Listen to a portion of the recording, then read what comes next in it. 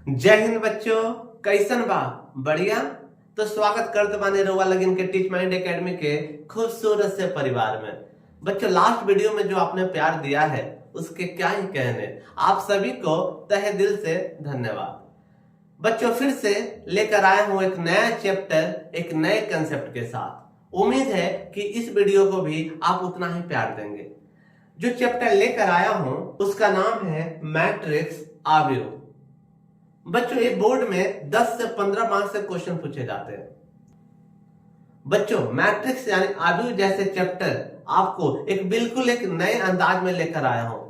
ठीक है बच्चों, तो चलिए आग लगा देते हैं। तो क्या आप आग लगाने के लिए तैयार हैं? अगर आप भी तैयार हैं तो चलिए बढ़ते हैं आगे। आगे बढ़ने से पहले फिर से पेश करते हैं आपके खिदमत में एक खूबसूरत सी लाइन है। वक्त से लड़कर जो नसीब बदल दे, इंसान वही जो तकदीर बदल दे।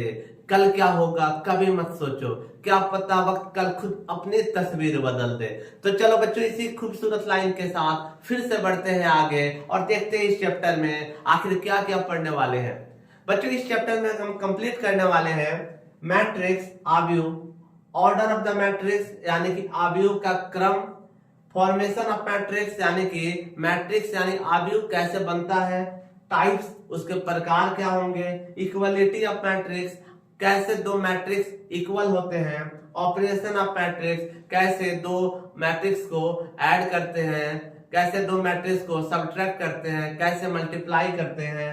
फिर है ट्रांसपोज ऑफ द मैट्रिक्स यानी कि कब पंक्ति स्तंभ यानी कि कॉलम में बदल जाता है, कब कॉलम रो में बदल जाता है। इन्वर्टिबल मैट्रिक्स यानी कि व्युत्क्रमणीय अवयव। और फिर उसके साथ साथ हम कुछ प्रीवियस ईयर्स के क्वेश्चन भी सॉल्व करेंगे। तो रेडी हो आप लोग? तो चलिए शुरू करते हैं।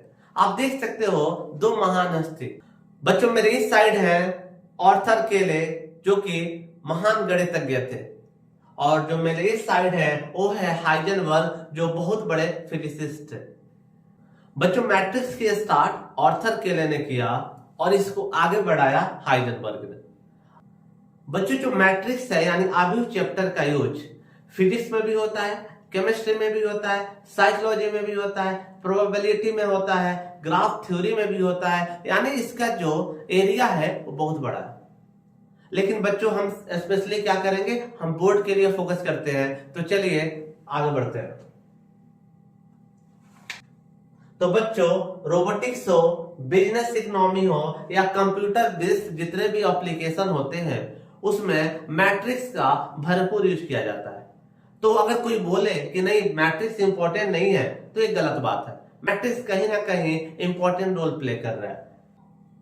तो बच्चों, आखिर मैट्रिक्स यानी अवयव की जरूरत क्यों पड़ी? तो चलो एक छोटा सा एग्जांपल देता हूं आप सबके सामने कि आप देख सकते हो 2x plus 3y plus 5, 4x plus 5y 9। अगर बच्चों इसको सॉल्व करना हो तो आप इजीली सॉल्व कर सकते हो।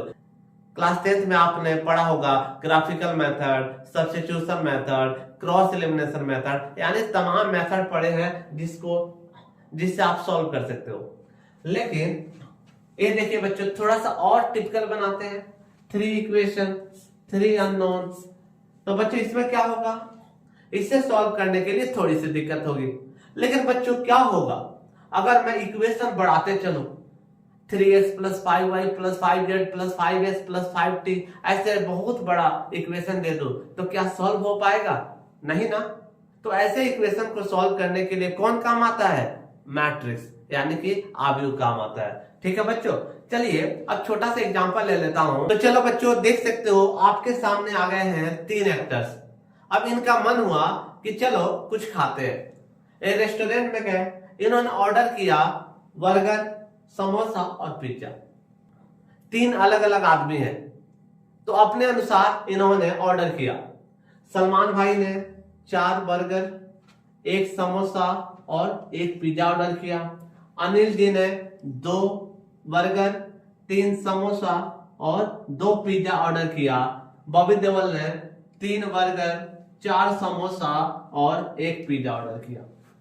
तो आप बोलोगे सर इसमें क्या स्पेशल है, हम भी तो करते हैं। उसी डेली लाइफ चीज को जब हम एक बॉक्स के अंदर केवल नंबर्स को अरेंज करते हैं उसे ही बोलते हैं मैट्रिक्स, उसे ही बोलते हैं आव्यूह। ठीक है बच्चों, जैसे कि आप देख सकते हो इन नंबर्स को मैंने क्या किया, एक बॉक्स में सजाया। जब आप इसको बॉक्स में सजाया, इस पर्टिकुलर जितने भी नंबर आप देख रहे हो इन नंबर्स को क्या किया गया, एक बॉक्स में अरेंज किया गया। इसी अरेंजमेंट को बोला जाता है मैट्रिक्स यानी कि आव्यूह। ठीक है बच्चों, अब चलो थोड़ा सा देख लेते हैं। तो चलो बच्चों अब समझते हैं कि आखिर मैट्रिक्स होता क्या है। मैट्रिक्स रेक्टेंगुलर अरेंजमेंट है, यानी कि एक आयताकार रचना। इसमें क्या होता है, इसमें रो होता है, कॉलम होता है। ठीक है बच्चों, तो जो हॉरिजॉन्टल होगा यानी कि जो हॉरिजॉन्टल होगा उसे बोलेंगे रो, और जो वर्टिकल होगा उसे बोलते हैं कॉलम। ठीक है बच्चों, जैसे यहां पे देख लो आप, ऐसे अगर बढ़ेंगे तो इसे बोलेंगे रो, और जब आप ऐसे बढ़ोगे तो इसे बोलोगे कॉलम। ठीक है बच्चों, यहां पे भी देख लो, आप देख सकते हो 2 3 कुछ नंबर्स है, उसके बाद देखो 4 5 नंबर है। जब हमने ब्रैकेट में लिया तो ये हो गया मैट्रिक्स। अब इसमें क्या होगा बच्चों, इसमें होगा हॉरिजॉन्टल लाइन, देख सकते हो 2 3 हॉरिजॉन्टल लाइन, 4 5 हॉरिजॉन्टल लाइन।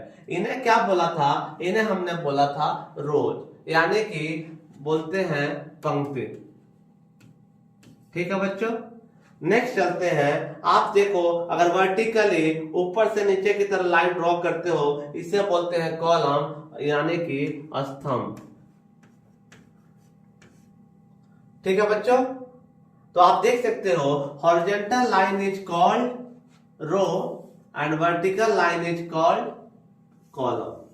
ठीक है बच्चों, इसी तरह आप यहां देख सकते हो क्षैतिज रेखा को बोलते हैं पंक्ति और ऊर्ध्वाधर रेखा को बोलते हैं स्तंभ। ठीक है बच्चों, आगे बढ़ते हैं। अब देख सकते हो कि आखिर मैट्रिक्स लिखने का क्या तरीका होता है। आपको जब मैट्रिक्स लिखना है, जैसे कि एग्जांपल में ले लो आप, ये कोई मैट्रिक्स है 2 3 4 5, तो क्या करोगे बच्चों। अब देखो इसमें मैंने क्या किया, इसमें जो मैट्रिक्स को दिखाया जाता है वो होता है, उसको कैपिटल लेटर से दिखाया जाता है, यानी capital A, capital B, capital C इत्यादि से इसको रिप्रेजेंट किया जाता है। और इसके जो यहाँ पे एलिमेंट्स देख रहे हो इसको स्मॉल लेटर से दिखाया जाता है। तो इन सबको आप ए बी सी एक्सेट्रा से दिखा सकते हो। फिर आप देखो बच्चों, इसको जो बॉक्स है, इस बॉक्स को या तो आप ऐसे दिखा सकते हो या आप ऐसे दिखा सकते हो, दोनों तरीका से आप रिप्रेजेंट कर सकते हो। ठीक है बच्चों, तो याद रखना इन सब को जो लिखे हो इन्हें बोला जाता है एलिमेंट यानी कि सदस्य या तत्व या अवयव बोला जाता है। ठीक है बच्चों, चलिए अब आता है कि सर आखिर आव्यूह यानी मैट्रिक्स का ऑर्डर क्या होता है, क्रम क्या होता है। तो बच्चों मान लो जो मैट्रिक्स की बात कर रहे हो उसमें m रो यानी पंक्ति है और n कॉलम स्तंभ है। तो देखो आप कि एक मैट्रिक्स डिजाइन कर रहे हो, उसमें क्या है, उसमें m रो है और n कॉलम है। जैसे कि आप देख सकते हो यहाँ पे 1 2 4 3 0 2 5 6 7, यहाँ पे देखो रो 1 यानी कि 1 2 4 की तरफ जा रहे हो तो रो 1 है। उसके बाद देखो 3 0 2 3 0 2 क्या है, रो 2 है। 5 6 7 क्या है, आप देख सकते हो रो 3। ठीक है बच्चों, यानी कि जब हम ऐसे जाएंगे 1 2 4 3 0 2 5 6 7 तो क्या आएगा, रो 1 रो 2 रो 3। जब वर्टिकली जाएंगे, वर्टिकल को क्या बोलते हैं बच्चों, कॉलम यानी स्तंभ, स्तंभ 1 कॉलम 1, नेक्स्ट है कॉलम 2 स्तंभ 2, नेक्स्ट है कॉलम 2, उसके बाद बच्चों है कॉलम 3। ठीक है बच्चों, यानी कि रो 1 रो 2 रो 3 कॉलम 1 कॉलम 2 कॉलम 3, पंक्ति 1 पंक्ति 2 पंक्ति 3, स्तंभ 1 स्तंभ 2 स्तंभ 3। ठीक है बच्चों, तो इस तरह से आप मैट्रिक्स के निर्माण करते हैं। अब बच्चों प्रॉब्लम ये आती है कि बच्चों को ये नहीं पता चलता है कि सर कौन सा रो है कौन सा कॉलम। ठीक है, इसके लिए शॉर्टकट ट्रिक देता हूं आपको। आप क्या करोगे, पहले काउंट करोगे। ठीक है बच्चों, जैसे कि इसमें देखो कितने रो है, 1 2 3 रो है, तो रो पहले लिखा जाता है 3 रो। कितने कॉलम है, 1 2 3, तो 3 कॉलम है। तो बच्चों 3 क्रॉस 3 को बोला जाता है ऑर्डर यानी कि क्रम। ठीक है बच्चों, अब कैसे याद करोगे, याद करो जब छोटे थे हम लोग तो क्या बोलते थे, जब कोई बच्चा बदमाशी करता था तो बोलते थे पगला गया है, इसको रांची भेज दो। तो याद करना, पगलाता है बच्चा तो कहां जाता है, रांची। आप भी मैट्रिक्स पढ़ोगे, नहीं समझ में आएगा तो क्या होगा, पगलाइबे ना करोगे। तो पगलाओगे तो कहां जाओगे, रांची, रांची। ठीक है बच्चों, तो पहले आता है आर, फिर आता है सी। ठीक है बच्चों, तो कैसे याद करोगे ध्यान देना। कभी कोई मैट्रिक्स दिया रहे और लिखा रहे 3 क्रॉस 2 और पूछ दे आपसे, क्वेश्चन पूछा है बच्चों बोर्ड में कि इसमें रो कौन सा है, तो क्या बोलोगे, पहला वाला रो रांची, दूसरा वाला कॉलम सी। तो रो हो गया यानी कि पंक्ति हो गया 3, कॉलम यानी स्तंभ हो गया 2। ठीक है बच्चों, आगे बढ़ो। नेक्स्ट देखो, अब इसको थोड़ा सा समझना कि आखिर होता क्या है। जो मैट्रिक्स ए है वो दिया है ए आई जे इन द ब्रैकेट, ब्रैकेट के बाहर दिया है एम क्रॉस एन। अब इतना तो पता चल गया कि सर जो एम क्रॉस एन है ये क्या है, ए ऑर्डर बताता है। इसमें कितने रो हैं, तो सर एम रो है टोटल, एन क्या है, एन कॉलम है, यानी टोटल पंक्ति हो गया एम हो गया, टोटल स्तंभ हो गया वो कितना हो गया, एन। अब बात आती है सर एक लिखा क्या है। तो बच्चों इसे समझने के लिए थोड़ा सा आगे बढ़ते हैं। देखो यहां पर आप यहां पे देखना A11 यानी कि अगर आपसे पूछा जाए सर A11 क्या है, तो क्या बोलोगे, सर ए है फर्स्ट रो फर्स्ट कॉलम, यानी पहली पंक्ति और पहला कॉलम में जो सदस्य है, जो एलिमेंट है वो क्या है, A11। नेक्स्ट क्या है यहाँ पे, A12 पहला रो और सेकेंड कॉलम। आपको पता है ये क्या होता है, कॉलम 1, ये क्या होता है, कॉलम 2, ऐसे ही बढ़ता है। और ऊपर से और इधर क्या होता है, R1 R2 ऐसे ही बढ़ता है। ठीक है बच्चों, तो एक बार देख लो आप यहाँ पर देखोगे, इसके बाद क्या आएगा, इसके बाद आएगा 1 3 1 4 1 5 डॉट डॉट, कहां तक जाएंगे, टोटल एन तक। क्यों बच्चों, जो कॉलम की संख्या है, टोटल कॉलम की संख्या वो है एन। उसके बाद देखेंगे ऐसे ही आगे बढ़ के जब हम देखेंगे तो टोटल आपका जो फॉर्मेशन होगा वो इस तरह का होगा। तो जो आपने देखा इंडिकेशन उसको यहाँ पे एक्सपैंड किया गया।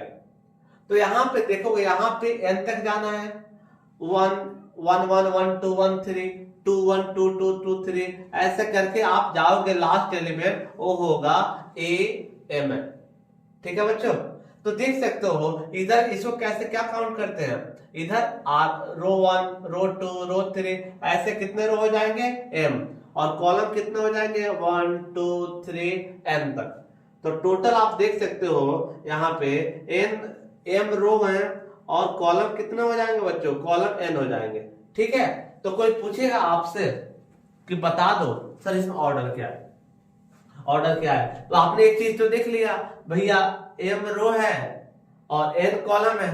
तो कैसे लिखते हैं, पहले कोई पगलाता है तो जाता है रांची, तो रो कितना है, एम रो है, कॉलम कितना है, एन कॉलम है। तो क्या हो गया तुम्हारा, ए हो गया ऑर्डर, यानी कि जो क्रम है वो हो गया एम क्रॉस एन। ठीक है बच्चों, इसको एक्सपेंड करने का तरीका है, इससे ज्यादा लेना देना नहीं है, इसको ज्यादा माथा पच्ची मत करना।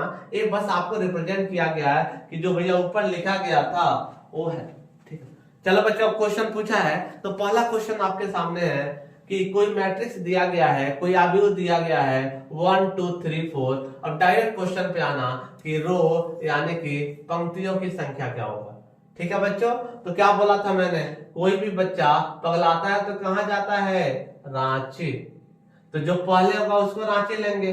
तो चलो बच्चों काउंट करो, रो 1 रो 2, ठीक है बच्चों, यानी कि R1 R2 दो रो हो रहा है तो क्या बोलोगे बी।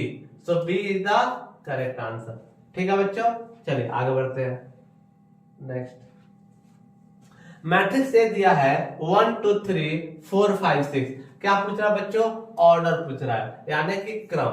आपको पता है क्रम का मतलब रो और कॉलम का मल्टीप्लीकेशन। तो चलो बच्चों देखो इसमें कितना रो है 1 2, यानी कि दो रो। कॉलम कितना है बच्चों 1 2 3, 3 कॉलम है। तो बच्चों ऑर्डर क्या हो जाएगा 2 cross 3। So B is the correct answer. Next बढ़ते हैं बच्चों। देखो अब इसमें क्वेश्चन क्या पूछा है, एक क्वेश्चन दिया है और पूछा है कि भैया पंक्ति यानी रो बताना है, स्तंभ यानी कि कॉलम बताना है, कॉलम बताना है आपको। नेक्स्ट है बच्चों आपको कोटि यानी ऑर्डर बताना है, और सदस्य यानी कि अवयव बताना है। ठीक है, तो चलिए बच्चों देखते हैं सबसे पहले एक मैट्रिक्स में क्या क्या दिया है।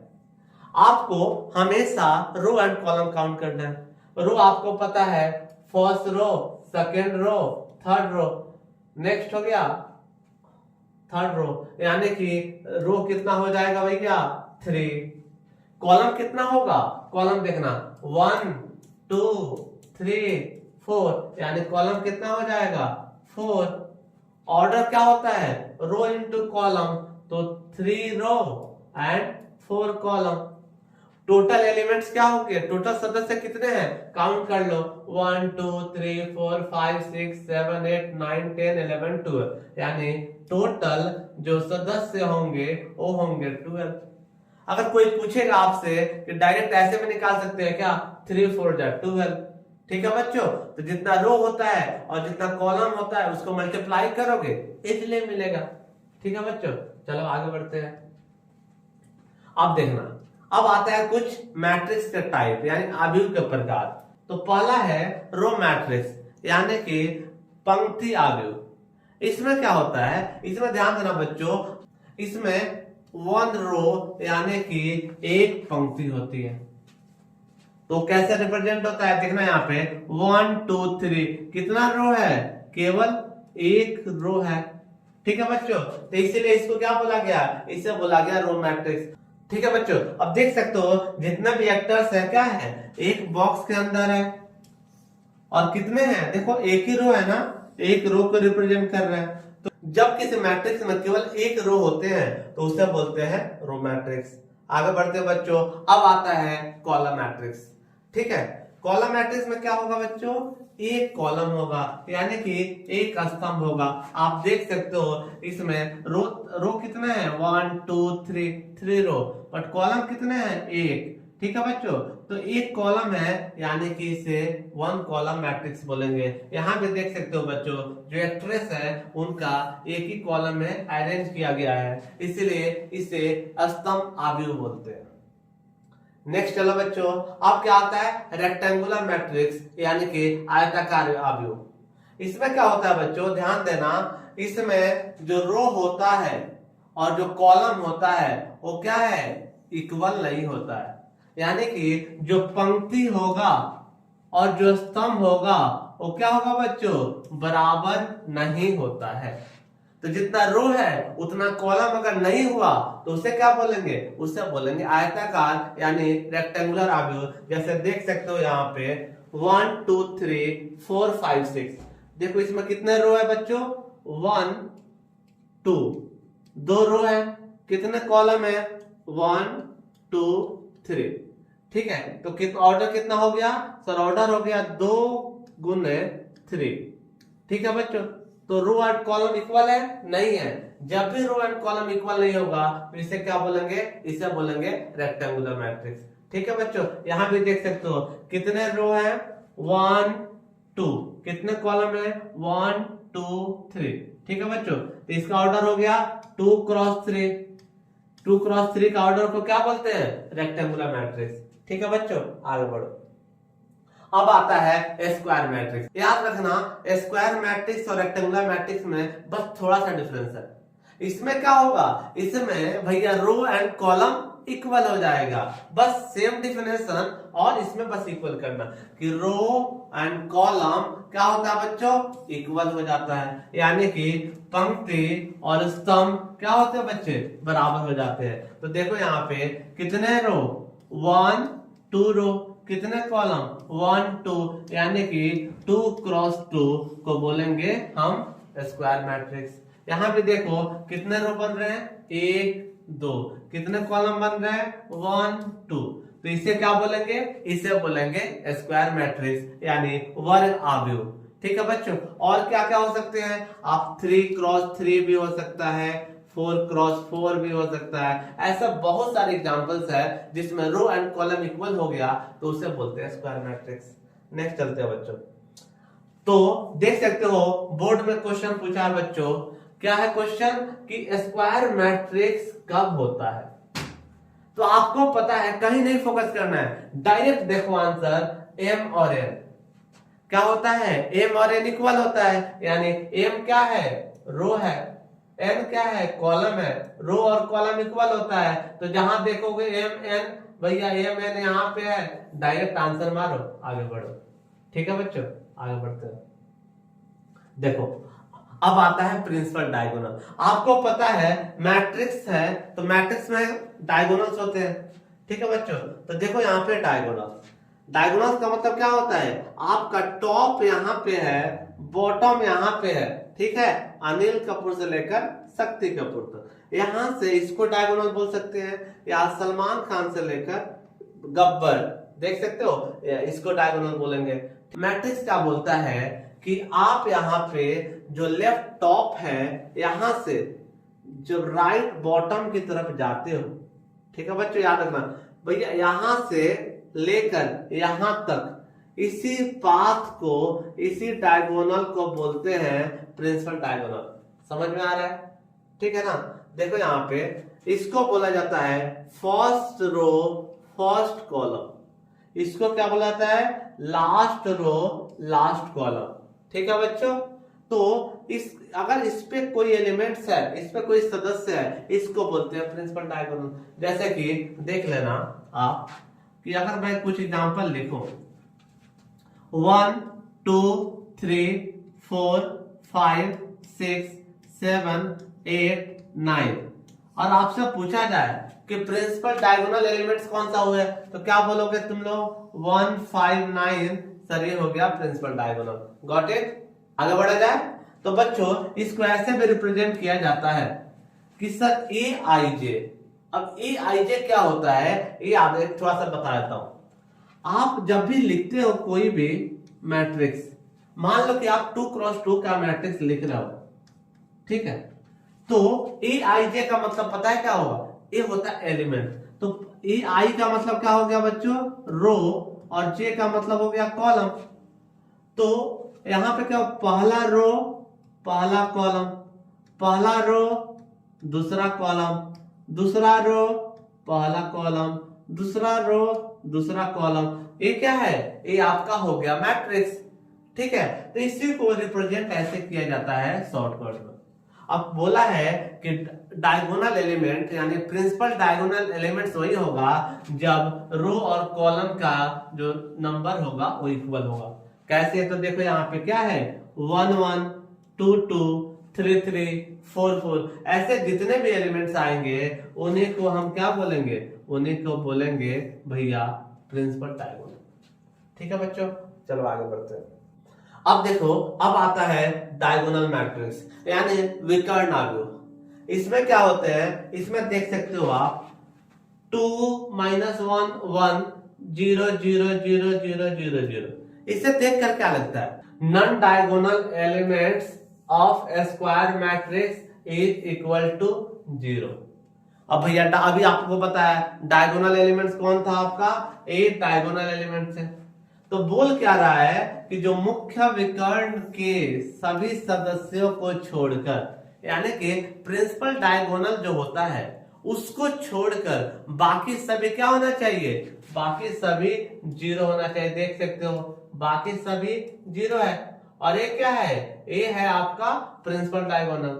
यहां भी देख सकते हो, देखो आप 90s के जितने भी खलनायक है वो सभी, ये देखो गब्बर, अमरीश पुरी और शक्ति दादा, ये देख रहे हो, ये जितने भी विलन है ये क्या है, ये प्रिंसिपल डायगोनल पे है। इनको छोड़कर सभी क्या होना चाहिए, सभी भैया 0 0 0 0 0। अगर 0 0 0 0 0 है तो ये क्या होगा, ये होगा विकर्ण आव्यूह यानी कि डायगोनल मैट्रिक्स। ठीक है बच्चों, नेक्स्ट चलते हैं स्केलर मैट्रिक्स। ये क्या होता है बच्चों, अब जो आपने इससे पहले देखा जो सभी विलन थे वो क्या थे, अलग अलग थे, लेकिन यहाँ क्या है, यहाँ भैया सभी विलन इक्वल हो गए, यानी यहाँ भी अमरीश, यहाँ भी अमरीश पुरी, यहाँ भी अमरीश पुरी। तो एक चीज पता चला, ये भी डायगोनल मैट्रिक्स का पार्ट है, यानी विकर्ण आव्यूह की तरह है, बट जितने भी डायगोनल एलिमेंट्स होंगे वो सभी क्या होंगे, वो सभी सेम होंगे, यानी कि इक्वल होंगे। जब वो इक्वल होंगे तो क्या कहलाएंगे, वो कहलाएंगे स्केलर मैट्रिक्स यानी सदिश। S for scalar and S for क्या यूज करोगे, सेम। ठीक है बच्चों, यानी कि जब भी सेम दिख जाए और बाकी सब क्या होगा बच्चों, ये भी याद रखना, क्योंकि ये डायगोनल एलिमेंट्स है, तो डायगोनल मैट्रिक्स में क्या होता है, डायगोनल मैट्रिक्स में बाकी सब क्या होंगे, बाकी सब 0, बट ए जो होगा प्रिंसिपल डायगोनल उसके एलिमेंट्स सेम हो जाएंगे। ठीक है, नेक्स्ट चलते हैं। अब होता है आइडेंटिटी मैट्रिक्स यानी कि इकाई आव्यूह। इसमें क्या होता है बच्चों, स्केलर मैट्रिक्स आपने देखा, डायगोनल मैट्रिक्स सर डायगोनल को छोड़कर बाकी सभी 0, फिर पढ़ा स्केलर मैट्रिक्स सर डायगोनल को छोड़कर बाकी सभी 0 बट डायगोनल सेम। अब पढ़ेंगे आइडेंटिटी मैट्रिक्स, उसी तरह डायगोनल छोड़कर बाकी सभी 0, लेकिन जो डायगोनल होंगे यूनिट, यूनिट का मतलब क्या होता है 1। ठीक है बच्चों, इकाई का मतलब क्या होता है 1, यानी कि जो डायगोनल होगा उस पे केवल और केवल अगर 1 लिखा हुआ है और बाकी सब 0 है, ठीक है, तो इसे क्या बोलेंगे, इसे यूनिट मैट्रिक्स, यानी कि आप देख सकते हो इकाई मैट्रिक्स, आप देख सकते हो इसे क्या बोलते हैं, इसे इकाई आव्यूह बोलते हैं। ठीक है बच्चों, चलो आगे बढ़ो। अब देखो, अब आता है शून्य आव्यूह। भैया जैसे कि नाम से पता चलता है 0, यानी कि इस मैट्रिक्स में जितने भी सदस्य लिखोगे वो सभी क्या होगा, वो सभी 0,0 लिखोगे। ठीक है बच्चों, तो इसे क्या, इसे कैसे रिप्रेजेंट किया जाता है, इसे कैपिटल O से लिखा जाता है। ठीक है, अब आता है हॉरिजॉन्टल मैट्रिक्स यानी कि क्षैतिज आव्यूह। इसमें क्या होगा बच्चों, देखो इसमें क्या होगा, हॉरिजॉन्टल देख रहे हो यहाँ पे, ये हॉरिजॉन्टल, रो कितने हो रहे हैं, इसमें 2 रो हो रहे हैं, कॉलम कितने हो रहे हैं, कॉलम 3 हो रहे हैं।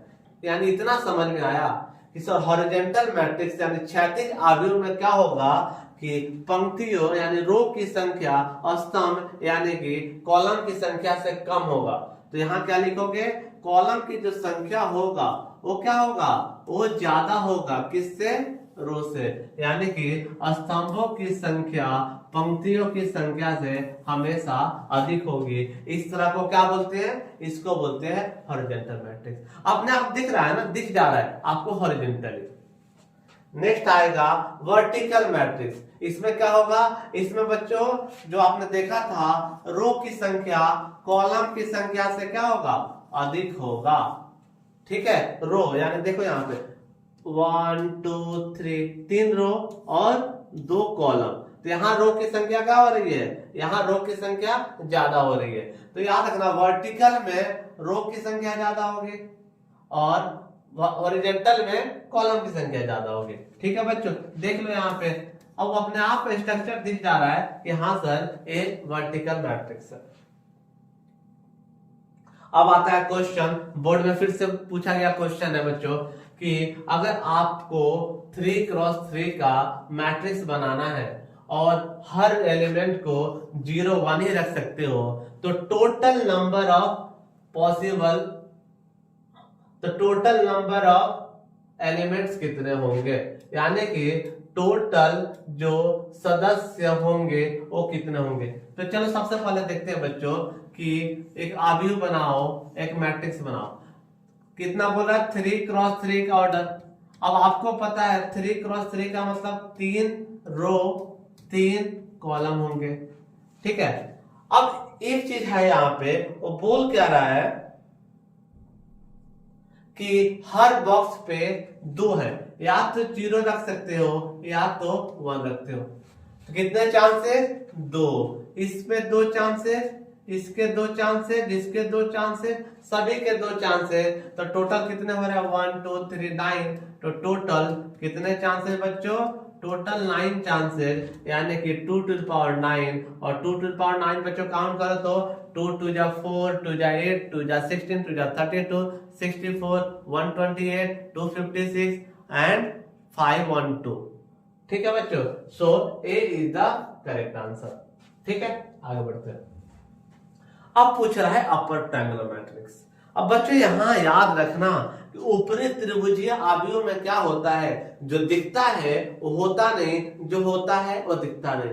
ठीक है बच्चों, तो देखो ध्यान से यहाँ पे अपर ट्रायंगुलर मैट्रिक्स, इसमें क्या होगा, इसमें नीचे वाला 0 होगा। ध्यान देना बच्चों, अपर ट्रायंगुलर मैट्रिक्स का मतलब नीचे वाला 0। ठीक है, नीचे वाला 0। अगर वो अपर ट्रायंगुलर मैट्रिक्स से बात करोगे तो नीचे वाला एलिमेंट्स पूरा 0 हो जाएगा और ऊपर क्या रहेगा, ऊपर एलिमेंट्स कुछ ना कुछ रहेंगे। ठीक है बच्चों, तो इससे बोला जाता है अपर ट्रायंगुलर मैट्रिक्स, यानी ऊपरी त्रिभुजीय आव्यूह। इसी तरह जाओगे निचला त्रिभुजीय आव्यूह, यानी कि लोअर ट्रायंगुलर मैट्रिक्स। इसमें क्या होगा, अपर वाले में क्या हो रहा था, नीचे वाला 0, नीचे वाले में क्या होगा, अपर वाला जितने भी होंगे डायगोनल, प्रिंसिपल डायगोनल के ऊपर जितने भी होंगे वो क्या होंगे, वो 0 हो जाएंगे। तो देखो यहाँ पे आप जितने भी सदस्य क्या हो गए, ये है आपका प्रिंसिपल डायगोनल। इसके ऊपर क्या होगा, जब 0 होगा तो लोअर ट्रायंगुलर मैट्रिक्स, और जो 0 नीचे होगा तो अपर ट्रायंगुलर मैट्रिक्स। ठीक है बच्चों, ये पहचानने का तरीका है। नेक्स्ट आते हैं कि कब 2 मैट्रिक्स इक्वल होते हैं, कब 2 मैट्रिक्स समान होते हैं। उसके लिए देखो, हमने एक मैट्रिक्स लिया, याद रखना कंडीशन क्या होते हैं, याद रखना कंडीशन क्या होते हैं भैया, 2 मैट्रिक्स इक्वल तभी बोलोगे जब उनके ऑर्डर क्या हो, ऑर्डर सेम हो और एलिमेंट भी सेम हो। कैसे, देखो यहाँ पर एक कोई सेट है, इसका पहला 1 है, 4 है, 4 है, 9। दूसरा सेट बी है, अब क्या है, दूसरा मैट्रिक्स बी है, 1 स्क्वायर, 2 स्क्वायर, 2 स्क्वायर, 3 स्क्वायर। अब बच्चों चलो इसको सॉल्व करते हैं। इसको जब आप सॉल्व करोगे तो देखोगे कि 1 का स्क्वायर होता है 1, 2 का स्क्वायर होता है 4, 2 का स्क्वायर होता है 4, 3 का स्क्वायर होता है 9। अब एक चीज देखो कि सर ये दोनों मैट्रिक्स तो सेम हो गया, तो दोनों मैट्रिक्स जब सेम हो गया तो इसे ही तो बोला गया था, इसे क्या बोला गया था आपको, इसे ही तो बोला गया था इक्वल मैट्रिक्स। ठीक है बच्चों, तो याद रखना कि आप देख रहे हो कि ऑर्डर भी सेम है, यानी कि 2x2 इसका भी, 2x2 इसका भी, तो ऑर्डर भी सेम है। दूसरा सर एलिमेंट भी सेम है, 1 यहां में है, 1 यहां है, 4 4 4 4 9 9। ठीक है बच्चों, चलो आगे बढ़ो। नेक्स्ट चलो अब आते हैं एडिशन ऑफ मैट्रिक्स, यानी कि अवयव को कैसे ऐड करते हैं, कैसे जोड़ते हैं। बच्चों एकदम इजी है, छोटे छोटे बच्चों को जैसे पढ़ाया जाता है 3 + 5 = 8, वैसे ही होता है। ठीक है, तो याद रखना कि इसमें सबसे मेन होता है बच्चों ऑर्डर सेम होना चाहिए। ऑर्डर का मतलब अगर मान लो आपका 2x2 है पहला मैट्रिक्स, तो दूसरा मैट्रिक्स में क्या होना चाहिए, 2x2 होना चाहिए, नहीं तो ऐड नहीं होगा। तो हमेशा याद रखना कि ऑर्डर यानी कि क्रम जो है वो क्या होना चाहिए, वो होना चाहिए सेम, यानी कि समान। तो चलो अब देखो बच्चों, बोर्ड का एक क्वेश्चन है। अब ऐसे ऐसे क्वेश्चन पूछते हैं, इतना इजी क्वेश्चन पूछता है, ध्यान देना कैसे ऐड करते हैं। ठीक है बच्चों, देखो ध्यान से, 1 को 0 पे ऐड करेंगे, पहला को पहले पोजीशन, याद रखना ए 1 1 है, ए 1 1 है, तो 1 1 को 1 1 से ऐड करेंगे 1 प्लस 0। दूसरा देखो बच्चों 0 1 है, यानी कि इसको ऐड किया इससे, तो ये हो जाएगा 0 प्लस 1। नेक्स्ट देखना बच्चों 0 1 0 प्लस 1, नेक्स्ट हो गया 1 प्लस 0 1 प्लस 0। अब क्या मिलेगा आपको 1 प्लस 0 मिला आपको 1, 0 प्लस 1 मिला 1, 0 प्लस 1 मिला आपका 1, 1 प्लस 0 मिला आपका 1। ठीक है बच्चों, तो देखो ऐसा कोई ऑप्शन है क्या 1 1 1 1? देखो बच्चों D is the correct answer. ठीक है बच्चों, चलो आगे। अब कुछ प्रॉपर्टीज होते हैं, ठीक है ना, इसमें ज्यादा डेप्थ में नहीं जाना है, बस इतना याद रखना। अब दो मैट्रिक्स है आपके ए और बी, दो मैट्रिक्स अगर जोड़ते हो जो रिजल्ट आता है, अगर आप बी प्लस ए यानी कि उसको उल्टा करके उसको बी के बदले ए रख दो और ए के बदले बी करके जोड़ोगे तब भी क्या आएगा, तभी आंसर सेम आएंगे। ठीक है, इससे बोलते हैं एसोसिएटिव लॉ। इसमें क्या होता है कि मान लो आपके पास तीन मैट्रिक्स है ए बी सी, तो क्या किया आपने कि पहले दोनों को ऐड किया, फिर थर्ड वाले को ऐड किया, जो आंसर आएगा तो लास्ट दोनों को ऐड करके फिर फर्स्ट वाले के साथ ऐड करो, इसका भी आंसर सेम होगा। नेक्स्ट है कि किसी कांस्टेंट से जब दो मैट्रिक्स दिया है ए और बी, उन दोनों को ऐड करके जब किसी कांस्टेंट से मल्टीप्लाई करोगे, ठीक है, तो जो आंसर आएगा वही आंसर आएगा, उसको अलग अलग मल्टीप्लाई करके फिर ऐड करोगे तो। ठीक है बच्चों, आगे समझ में। इसमें क्या करना था, इसमें प्लस कर ऐड करोगे सेम आएगा। इसमें क्या है, किसी दो को पहले करो फिर एक को बाद में ऐड करो तभी आंसर सेम आएगा। इसमें क्या आएगा, किसी भी कांस्टेंट यानी 2 से मल्टीप्लाई करो, 3 से मल्टीप्लाई करो, तो या तो दोनों मैट्रिक्स को ऐड करके किसी कांस्टेंट से मल्टीप्लाई करोगे, उतना ही आंसर आएगा जितना इंडिविजुअली उस मैट्रिक्स को कांस्टेंट के साथ ऐड करके फिर लास्ट में ऐड करोगे। ठीक है बच्चों, नेक्स्ट चलो। अब देखना क्वेश्चन दिया है आपको, पूछा है कि अगर a इक्वल टू बी है तो किसका वैल्यू पूछ रहा है, अल्फा का वैल्यू बताना है। तो याद करो ये कौन सा हो गया टॉपिक, इक्वल मैट्रिक्स। तो इक्वल मैट्रिक्स में क्या देखे थे बच्चों कि आपको ए और बी को ध्यान देना है। भैया 5 5 का इक्वल होना चाहिए, 1 1 का इक्वल होना चाहिए, 0 0 का इक्वल होना चाहिए, 4 अल्फा 16 का इक्वल होना चाहिए। ठीक है बच्चों, तो लिख लो 4 अल्फा अगर 16 के इक्वल है तो देखो क्या हो जाएगा, alpha equal to 16/4 equal to 4, so alpha will be 4। तो जो अल्फा का मान होगा वो क्या आएगा, 4 आएगा, सो 4 इज द करेक्ट आंसर। चलो आगे बढ़ते हैं। नेक्स्ट देखो, अब जैसे आपने ऐड किया था, जोड़ा था, वैसे ही घटाव यानी सब्ट्रैक्शन होता है। तो दो मैट्रिक्स को जब घटाना है तो क्या करोगे बच्चों, पोजीशन वाइज घटाओगे। ठीक है, देखना अब क्या करना है आपको, a माइनस बी निकालना है। ठीक है बच्चों, देखना आप क्या करोगे, 3 माइनस 4 पहले जिसको लिखा जाता है, ठीक है ना, 3 माइनस 4 क्या आएगा, -1। फिर क्या करोगे, -1 यानी कि -1 से -1 को सब्ट्रैक्ट करोगे तो आएगा -2। फिर 2 माइनस 2 क्या आएगा बच्चों, 0 आएगा। फिर 4 माइनस 0 4 आएगा, 2 माइनस 3 -1 आएगा, 5 माइनस 2 3 आएगा, 2 माइनस 1 1 आएगा, 0 माइनस 2 प्लस 2 आएगा, 3 माइनस 3 0 आएगा। ठीक है बच्चों, ये हो गया आपका सब्ट्रैक्शन, यानी कि इसे बोलते हैं दो अवयव का घटाव। ठीक है बच्चों, देख लो ध्यान से। नेक्स्ट देखना, अब आता है मल्टीप्लाई करना। ठीक है, मल्टीप्लाई करने में थोड़ा सा आपको कंसंट्रेट करना पड़ेगा। क्या, कैसे, देखो कि दो मैट्रिक्स को जब मल्टीप्लाई करोगे आप तो देखो कैसे करते हैं। सबसे पहले आप दोनों मैट्रिक्स को लिख लो, 7 6 0 -1 को आप मल्टीप्लाई करोगे 1 0 0 1 से।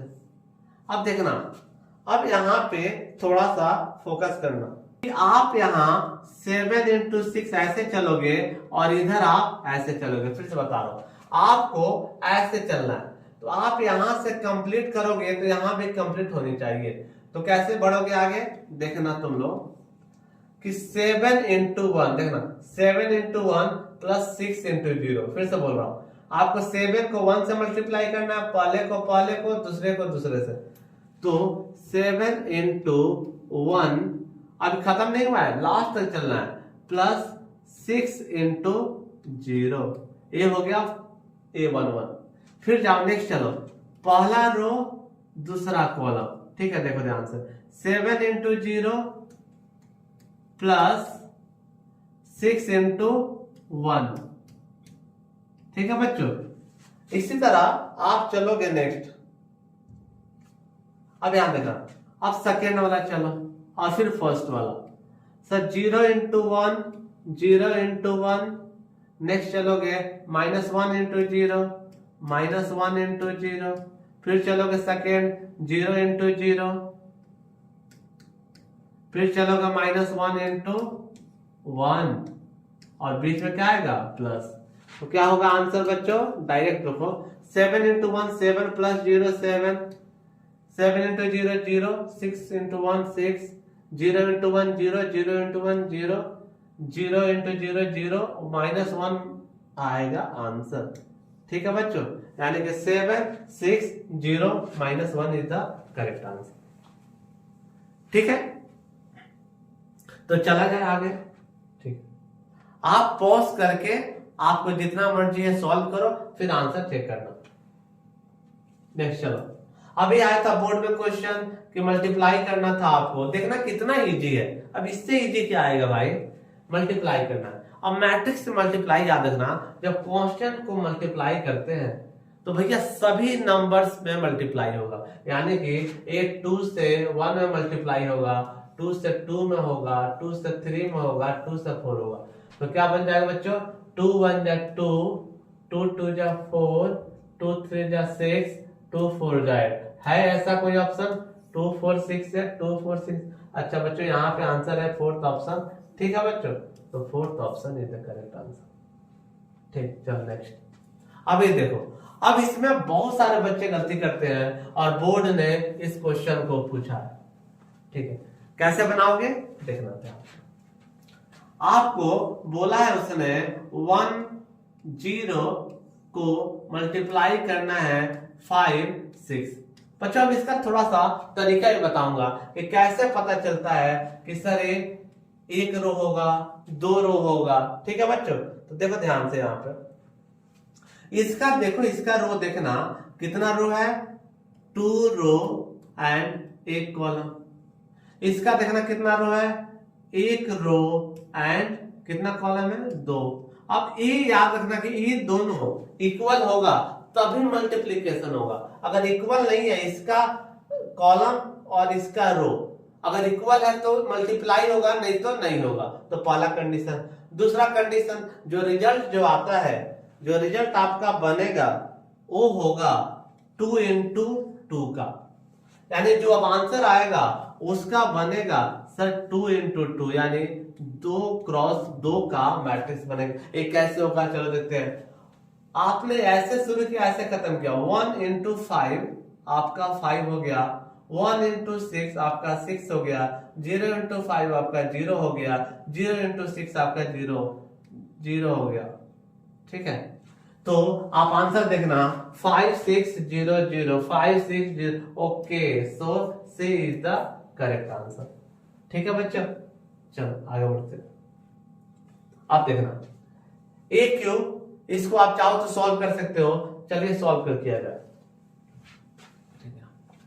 आपको a इंटू ए मल्टीप्लाई करना है, तो क्या करोगे, चलिए लेते हैं 1 -1 -1 इसको मल्टीप्लाई करना है सेम नंबर से 1। अब बोलोगे सर आप एक ही 2 ही बार क्यों कर रहे हो, तो पहले 2 बार निकालोगे, फिर उसके बाद जो आगे आंसर फिर एक बार मल्टीप्लाई करोगे, ठीक है बच्चों। देखना 1 अब डायरेक्ट मैं कर रहा हूं, 1 इंटू 1 1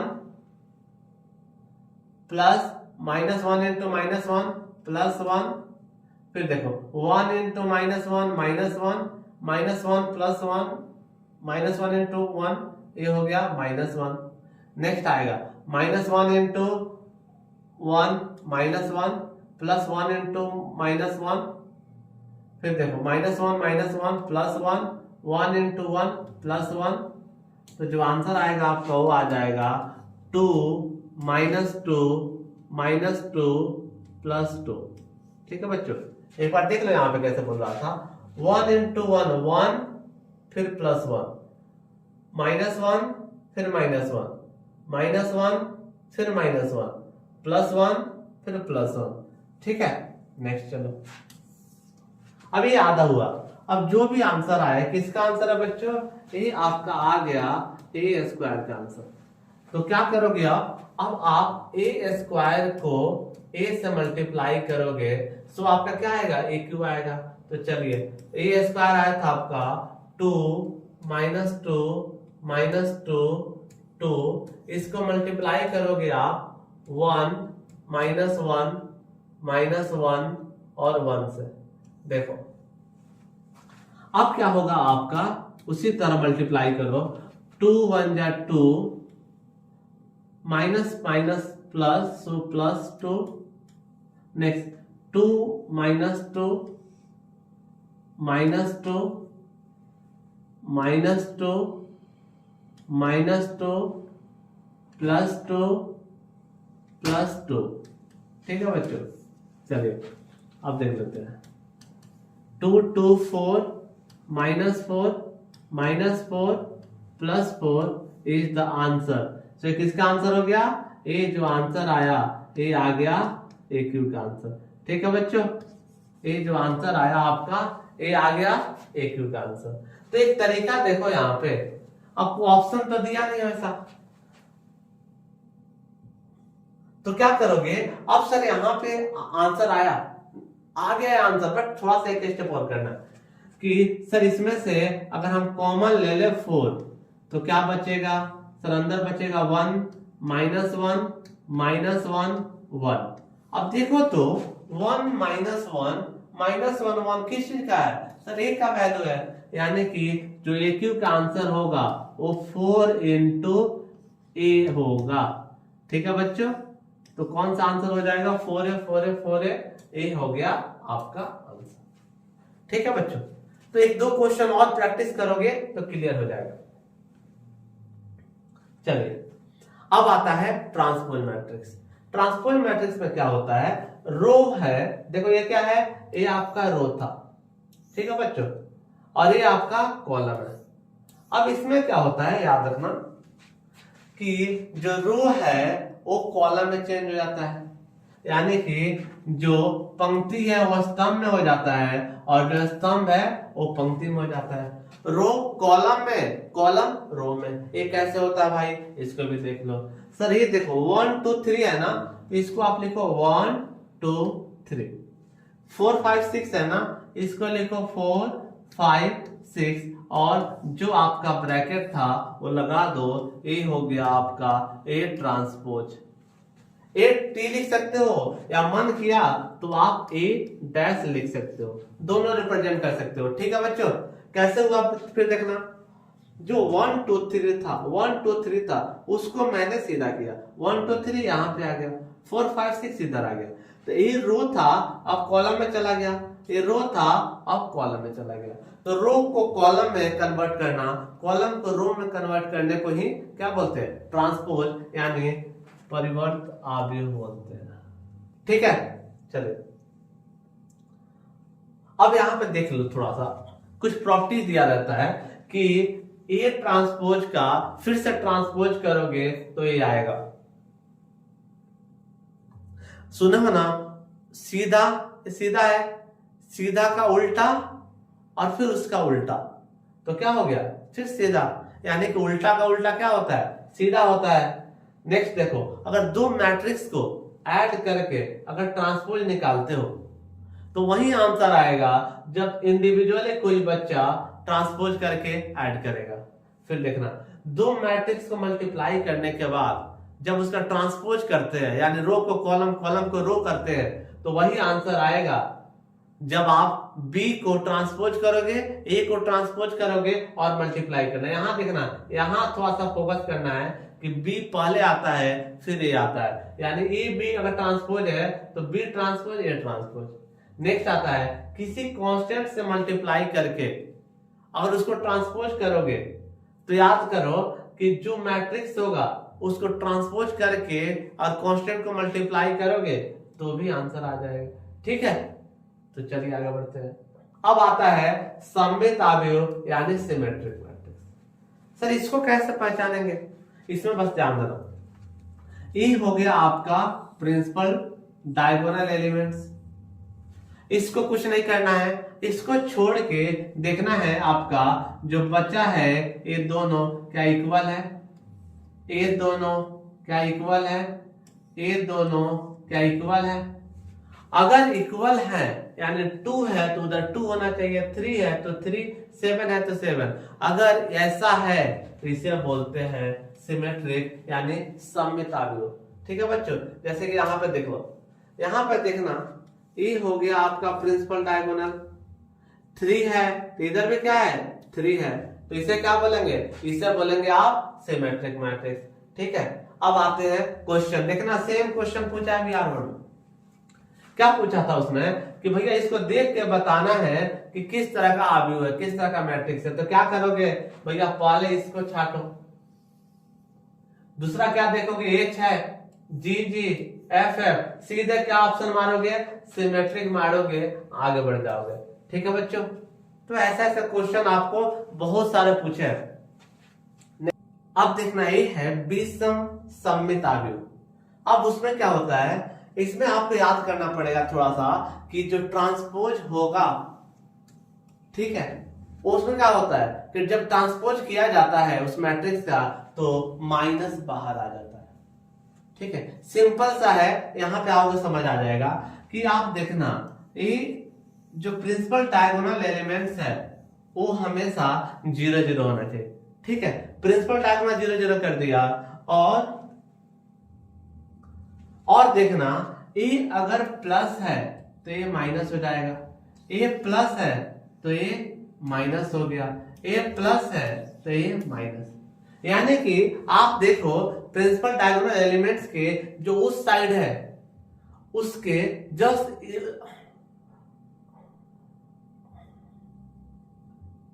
उस साइड है और इस साइड है, दोनों में जो कॉमन डिफरेंस होगा वो होगा माइनस का।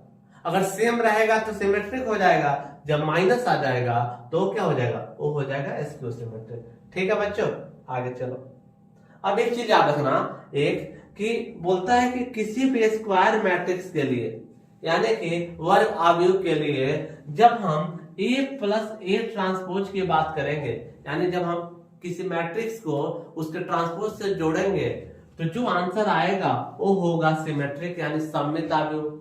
जब उसको घटाएंगे यानी कि माइनस करेंगे तो जो आंसर आएगा वो क्या होगा, वो होगा स्क्यू सिमेट्रिक। तो A प्लस A ट्रांसपोज पूछेगा तो symmetric, A minus A transpose पूछेगा स्क्यू सिमेट्रिक। और जब कभी पूछेगा कि A ट्रांसपोज A टी करने पे, A ट्रांसपोज करने पे जब A मिल जा रहा है तो हो जा रहा है सिमेट्रिक, जब A ट्रांसपोज करने पे माइनस A मिल रहा है तो उसे क्या बोलेंगे, उसे बोलेंगे स्क्यू सिमेट्रिक। ठीक है, और ये देखना बच्चों ये सब उसी को दिखाया है, इंपॉर्टेंट है कि डायगोनल जो होते हैं वो क्या होते हैं, वो 0 हो जाएंगे प्रिंसिपल डायगोनल। एक क्या ये बोल रहा है वही कि अगर आप यहाँ पे A12 ले रहे हो और यहाँ पे A21 ले रहे हो तो इन दोनों में बेसिक डिफरेंस हो जाएगा कि एक निगेटिव हो जाएगा। ठीक है, तो एक प्लस होता है और एक माइनस होता है। नेक्स्ट आते हैं, ये भी क्वेश्चन पूछा गया है बोर्ड में, देखना बोल रहा है कि एक मैट्रिक्स हो गया आपका, अब स्क्यू सिमेट्रिक के लिए क्या कंडीशन होना चाहिए। तो अभी पढ़े हो, याद रखना कि Aij और Ji दोनों में डिफरेंस क्या है, दोनों में माइनस का डिफरेंस है। सर 1 नहीं होगा, Ij इक्वल तो होता नहीं है, 1 होता नहीं है, क्या आंसर होगा, आंसर होगा बी। ठीक है, चलिए नेक्स्ट। अब आते हैं आइडेम्पोटेंट मैट्रिक्स। इसमें क्या होता है, समसम अवयव। अब ये थोड़ा सा एडवांस फॉर्म है, थोड़ा सा आपके जो एनसीईआरटी के बोर्ड है थोड़ा सा आगे बढ़ गए हैं। अगर बाई चांस इससे क्वेश्चन पूछा जाए तो इसको थोड़ा शॉर्ट में बता देता हूं आपको कि आइडेम्पोटेंट मैट्रिक्स क्या होता है, समसम अवयव क्या होता है। जब कोई मैट्रिक्स को 2 बार मल्टीप्लाई करते हो, यानी a इंटू ए स्क्वायर करने पे सेम मैट्रिक्स मिल जाए। जैसे देखो यहाँ पे ये मैट्रिक्स है, जब इसको एक बार और मल्टीप्लाई करोगे और देखोगे कि जो आंसर है ना सर वो तो सेम रह जा रहा है, चेंज ही नहीं हो रहा है। जब ऐसे मैट्रिक्स मिलेंगे तो उसको क्या बोलते हैं, उसको आइडेम्पोटेंट यानी समसम अवयव बोलते हैं। ठीक है, नेक्स्ट अब देखना इनवॉल्यूटरी मैट्रिक्स यानी प्रतीक केंद्रज अवयव। इसमें क्या होता है, जब हम मैट्रिक्स को उसी से मल्टीप्लाई करते हैं और आइडेंटिटी मैट्रिक्स यानी कि आप देखोगे, याद करो 1 0 0 0 1 0 0 0 1, अगर उस टाइप के मिल जाते हैं तो उसे क्या बोलेंगे, उसे बोलेंगे प्रतिकेंद्रज यानी इनवॉल्यूटरी मैट्रिक्स। तो देखो यहाँ पे आप मैट्रिक्स है, आप घर पे ट्राई करना, जब इसको 2 बार मल्टीप्लाई करोगे तो तुम्हारा आई मिलेगा। अब आई इसका मतलब 2 क्रॉस 2 है, तो याद रखना 2 क्रॉस 2 के लिए जो आई होता है वो हो जाएगा 1 0 0 1। कोई बोलेगा सर 3 क्रॉस 3 के लिए क्या हो जाएगा, तो क्या बोलोगे 1 0 0 0 1 0 0 0 1। ठीक है, चलो नेक्स्ट देखो नीलपोटेंट क्या है, यानी शून्य सम। इसमें क्या होता है, जब हम मैट्रिक्स को उसी से मल्टीप्लाई करते हैं तो 0 मैट्रिक्स मिल जाता है, यानी कि जो भी आंसर आएगा वो 0 0 0 0 आएगा। तो इसी को अगर 2 बार मल्टीप्लाई करोगे तो देखोगे जो आंसर आएगा वो आएगा 0, यानी कि 0 0 0 0। क्यों, क्योंकि ये 2 क्रॉस 2 मैट्रिक्स है।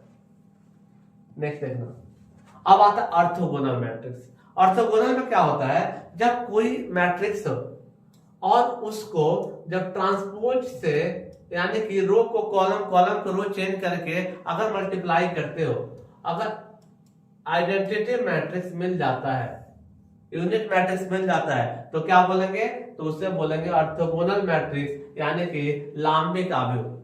ठीक है, चलिए नेक्स्ट देखना इनवर्टिबल मैट्रिक्स यानी कि इनवर्स मैट्रिक्स। यहां से बहुत रेयरली क्वेश्चन पूछा है। करना क्या है कि आपके पास 2 मैट्रिक्स है, अब इन दोनों को मल्टीप्लाई करोगे, यानी कि A इंटू बी निकालोगे, देखोगे आई आ रहा है क्या। अगर आई आ रहा है, ठीक है, या आप अगर B इंटू ए मल्टीप्लाई कर रहे हो, अगर आई आ रहा है, इसका मतलब क्या है कि सर जो A B से मल्टीप्लाई करो या B A से मल्टीप्लाई करो, दोनों केस में आइडेंटिटी यानी यूनिट मैट्रिक्स आ रहा है। तो क्या बोलेंगे, तो बोलेंगे जो B है वो A इनवर्स होगा। समझ में आ रहा है, यानी जो मैट्रिक्स B मिल रहा है वो क्या है, वो A का इनवर्स है। ठीक है बच्चों, तो ये कंडीशन याद रखना बच्चों, ये कंडीशन बहुत इंपॉर्टेंट हो जाता है, बहुत इंपॉर्टेंट कंडीशन है। नेक्स्ट चलो देखना, अब क्वेश्चन क्या पूछा है, ये पूछा भी है क्वेश्चन, अभी बोल रहा था आपको कि 2 मैट्रिक्स कब इनवर्स होंगे। क्या बोलोगे, सर बराबर बराबर बराबर बराबर। सर ये देखिए यहाँ पे question D is the correct answer. ठीक है, यही तो A B B A equal to identity matrix. Next चलो इसको देख लो, यूनिकनेस ऑफ इनवर्स मैट्रिक्स यानी व्युत्क्रम अवयव के अद्वितीय रूप। ये क्या होता है, ये बोला है कि जब किसी स्क्वायर मैट्रिक्स का जब इनवर्स निकालते हैं तो क्या होता है, वो यूनिक होता है, एग्जिस्ट भी करेगा, यूनिक भी होगा। ठीक है, नेक्स्ट आता है आपका जब दो मैट्रिक्स हैं, ठीक है, और इनके ऑर्डर सेम है यानी कि क्रम सेम होना चाहिए, तो जब हम इनका इनवर्स निकालते हैं, जब इनका इनवर्स निकालोगे तुम तो क्या देखोगे कि सर दोनों को मल्टीप्लाई करने के बाद जब इनवर्स निकालोगे तो वही आंसर आएगा। जब इनके चेंज कर दो बी इनवर्स और ए इनवर्स निकाल के मल्टीप्लाई करोगे तो ठीक है। तो याद रखना, एक कंडीशन याद रखना तुम लोग कि ए बी इनवर्स निकालना है तो वही आंसर आएगा जो बी इनवर्स निकालो, ए इनवर्स निकाल के मल्टीप्लाई करो। ठीक है, आगे बढ़ो। अब देखो एनसीईआरटी का क्वेश्चन है, आपसे पूछता है कि 2x2 मैट्रिक्स बनाओ। ठीक है, तो कैसे बनाते हैं? सबसे पहले सोचिए 2x2 मैट्रिक्स होता क्या कि सर यहाँ पे 1 2 3 4 एलिमेंट्स होंगे। इसको कैसे रिप्रेजेंट किया जाता था? A11 A12 A121 A22। ठीक है, अब क्या होगा? अब इनके बदले आपको लिखना है, लेकिन दिया तो कुछ है नहीं। इसने बता दिया है जो एलिमेंट्स होगा वो आई जे को इस तरह से अरेंज करना है। तो चलिए हम निकालते हैं। पहले निकालेंगे A11 यानी आई की वैल्यू 1 और जे की वैल्यू 1। तो चलिए निकालते हैं। क्या है? आई प्लस जे अपॉन 2, आई प्लस जे का होल स्क्वायर अपॉन 2। आई का वैल्यू 1, जे का वैल्यू 1 स्क्वायर अपॉन 2। सो 2 1 प्लस 2 2 2 का स्क्वायर 4 4 बाई 2 क्या हो जाएगा? 2। यानी कि आपका जो एलिमेंट मिला पहला मिल गया 2। ठीक है बच्चों, अब आते हैं थोड़ा सा शॉर्टकट में चलते हैं। 1 2 कैसे निकालेंगे?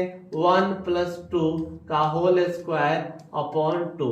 सो 1 प्लस 2 3 3 का स्क्वायर 9 9 बाई 2। ठीक है बच्चों, तो दूसरा हो गया आपका 9 बाई 2। चलो तीसरा देख लेते हो। तीसरा क्या होगा बच्चों आपका? A21। उसी तरह सर 2 प्लस 1 का होल स्क्वायर अपॉन 2। तो क्या आंसर आएगा बच्चों? 9 बाई 2, यानी ये भी 9 बाई 2। नेक्स्ट क्या होगा? A22। तो क्या हो जाएगा बच्चों? 2 प्लस 2 का होल स्क्वायर अपॉन 2, यानी कि 2 2 4 4 का square 16 16 by 2 8। So 8 is the answer. ठीक है बच्चों, तो ये हो गया आपका आंसर। ठीक है, चलिए आगे बढ़ते हैं। ये देखिए, अब बच्चों हम लास्ट की तरफ चल रहे हैं कि क्वेश्चन। अब बच्चों क्या ऐसे क्वेश्चन बनाना इंपॉर्टेंट है? तो बच्चों एक्चुअली एग्जाम में पूछता नहीं है कि आप इनवर्स निकालो रो ऑपरेशन से। क्वेश्चन दे देगा कि इनवर्स निकालो, तो क्या करते हैं बच्चों को ज्यादा इजी होता है आपको डिटर्मिनेंट की प्रॉपर्टी यूज करके, यानी एडजॉइंट निकालते हैं, फिर उसको डिटर्मिनेंट से मल्टीप्लाई डिवाइड करते हैं और फिर वो इनवर्स निकाल देते हैं। तो इसको भी मैंने सोचा कि स्किप कर दूं, फिर सोचा नहीं, इसको छोड़ने से अच्छा जब इतना टच कर दिया तो इसको भी एटलीस्ट कवर कर देता हूं। तो चलिए एक क्वेश्चन बनाया जाए। रो ऑपरेशन होता क्या है? आपको ऑपरेशन से इसको इनवर्स निकालना है। तो पहले क्या करोगे? इसको याद रखो कि जब भी स्टार्ट करोगे तो कोई भी मैट्रिक्स क्या होगा? आई से मल्टीप्लाई करोगे, यानी आइडेंटिटी मैट्रिक्स से मल्टीप्लाई करोगे तो कोई इफेक्ट डालेगा क्या? नहीं डालेगा ना। 3 into 1 करोगे तो 3 रहेगा। ठीक है, उसके बाद क्या करोगे? देखो ये मैंने मल्टीप्लाई किया कि ए मैट्रिक्स था, ए यहां पे रखा और आई को यहां पे रखा, यानी कि आई इंटू ए, तो एज इट इज है। अब देखना क्या करना है, ट्राई करना है यहां पे आई बनाने के लिए। ठीक है, आई बनाना है। अब यही इंपॉर्टेंट है कि किसको कैसे हम मल्टीप्लाई करेंगे, क्या डिवाइड करेंगे, कौन सा रो ऑपरेट करेंगे। तो या तो आप रो वाइज सोच सकते हो कि सर हम इसको मल्टीप्लाई करें, सर इसको इससे घटाएं, या आप कॉलम वाइज कर सकते हो। तो मैं चूज किया हूं रो वाइज। ठीक है बच्चों, तो चलो पहले क्या करते हैं, हम रो 1 को, अब याद रखना इसको कैसे पढ़ते हैं। जो न्यू वाला रो 1 है उसको क्या करेंगे, पुराने रो 1 से रो 2 को सब्ट्रैक्ट करेंगे और जो आएगा वो रो 1 के बदले लिखेंगे। रो 1 क्या होता है? रो 1 आपका यही है, ठीक। रो 2 ए है, ठीक है। तो देखो रो 1 के बदले यानी 6 5 को हटा के क्या लिखेंगे, इसमें से इसको सब्ट्रैक्ट करेंगे। अब याद रखना इधर जो प्रोसेस करोगे यही सेम चीज इधर रिपीट करोगे। यहाँ पे देखो 6 - 5 1, 5 - 4 1 और बाकी चीजें एज इट इज रहेंगे। ठीक है, इधर देखो 1 माइनस 0 1 0 माइनस 1 माइनस 1, ठीक है। तो इस पूरे प्रोसेस को आपको करना है। फिर नेक्स्ट देखो, अब क्या करेंगे, हमारा टारगेट है कि 0 बनाना, ठीक है। तो देखो आप R2, अब रो 2 को क्या करेंगे, रो 2 माइनस पुराना रो 2 माइनस पुराने वाले रो 1 को 5 से मल्टीप्लाई करके सब्ट्रैक्ट करें। ऐसा क्यों कर रहे हैं, क्योंकि देखो यहाँ पे जो वैल्यू है 5 दिया हुआ है, इसको 0 बनाना हमारा मेन काम है। तो देखो अब क्या हो गया, ये 0 हो गया, ये सभी चीजें चेंज हो गई, ठीक है। फिर देखो अब क्या करेंगे, अब रो 2 जो है उसको -1 से मल्टीप्लाई करें। क्यों, क्योंकि याद रखना ये आइडेंटिटी मैट्रिक्स के लिए क्या था, ये 1 था, ये भी 1 होना चाहिए, तो 1 नहीं है तो इसको क्या करेंगे, मल्टीप्लाई करेंगे, तो आपका ये आ गया। तो ये 0 हो गया, ये 1 हो गया, ये 1 हो गया, काम बन गया, लेकिन ये 1 बच गया। तो क्या करेंगे, R1 को R2 से सब्ट्रैक्ट करेंगे, R1 से R2 को सब्ट्रैक्ट करेंगे तो क्या आएगा, देखना यहाँ पर, ये क्या आ गया, ये आ गया ना यूनिट मैट्रिक्स, ये क्या आ गया, ये हो गया अलग मैट्रिक्स और इनटू ए। अब इसी को बोला जा रहा है आपको ये बी मैट्रिक्स है, ठीक है। इधर आ गया ना, आपने देखा, आप आई इधर से स्टार्ट किए थे और इधर पहुंच गए, आई इधर से स्टार्ट किए थे और इधर पहुंच गए, यही मेन काम है।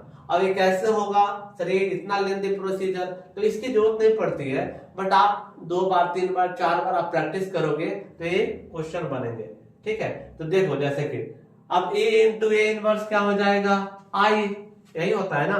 तो देखो ना, आई यहाँ पे है, ए यहाँ पे है, यानी ए इसका क्या होगा, इनवर्स होगा।